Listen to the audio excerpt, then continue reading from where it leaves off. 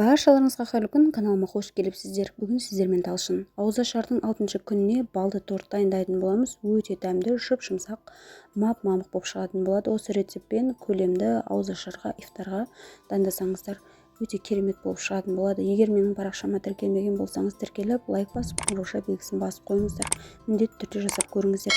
Ал ендеше бірге жасап көрейік. Қажет заттарды төменде жазып қалдыратын боламын.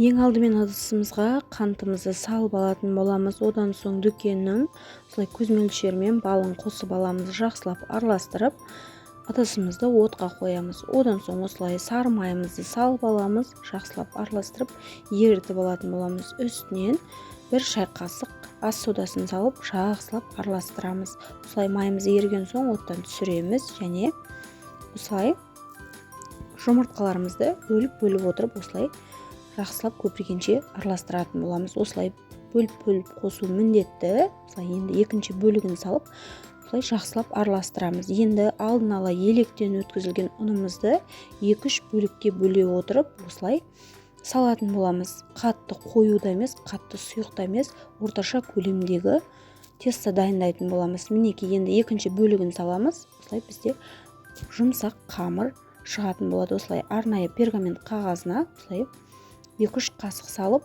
жұқа етіп жайып, 180 градуста тез пісіріп алатын боламыз. Барлығын осылай қасықтың көмегімен жайып шығатын боламыз.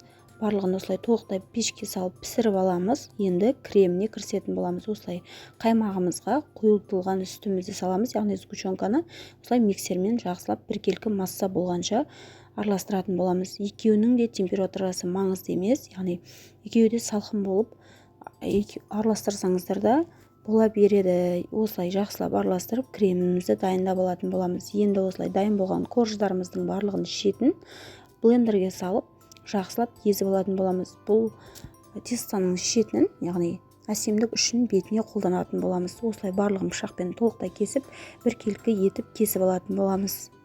Мінекей осылай барлығының шетін кесіп алдық. Менде осылай 2 торт шығатын болады. Осылай дайын болған қаймағымызды осылай бір-біріне беттестіріп, барлығына крем жағып шығатын боламыз. Осылай бірінші бөлігіне крем жақтым. Енді үстіне қойып, осылай дайын болған креміміздің барлығын осылай қойып шығатын боламыз. Мен осылай 8 бөлігінен бір торт жасадым, екінші 8 бөлігінен екінші торт жасадым. Осылай блендерден езіп алған осылай корждарымызды бетіне осылай әсемдік үшін шетіне, бетіне, барлық жеріне осылай толықтай сеуіп шығатын боламыз. Осылай 1-2 сағатқа дайын болған тортымызды холодильникке қалдыратын боламыз. Бір күн тұру міндетті емес, өте жұмсақ, өте дәмді, керемет болып шығатын болады. Осылай дайындасаңыздар болады. Егер менің парақшам пайдалы болса, каналыма тіркеліп, лайк басып, қоңырауша белгісін басып қойыңыздар.